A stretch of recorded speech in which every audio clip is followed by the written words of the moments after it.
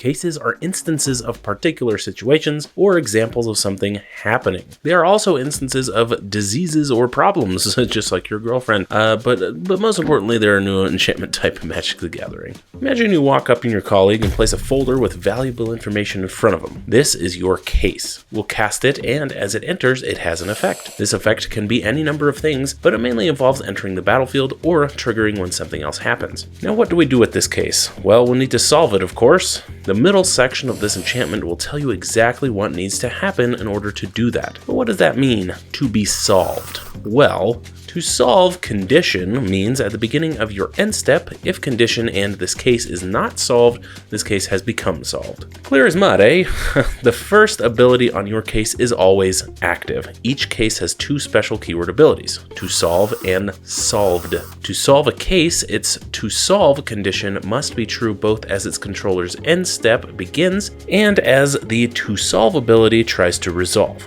Say you have Case of the Shattered Pact on the battlefield, you have all 5 colors among permanents you control, an opponent then uses Murder to eliminate one of your colored permanents in response to the to solve trigger. Once a creature is dead, you'll no longer have all 5 colors, which means the case won't resolve. To solve a case, its to solve condition must be true both as its controller's end step begins and as the to solve ability tries to resolve. Once a case has become solved, it stays solved until it leaves the battlefield. So if you somehow flicker the enchantment or something, the new instance of it will not be solved and you'll have to reach the condition again and wait until your end step. Here are some extra rules that may help as well. As long as a case is solved, its to solve ability won't trigger again. A case remains solved even if another player gains control of it. Cases don't lose their other abilities when they become solved. Solved is a designation a permanent can have.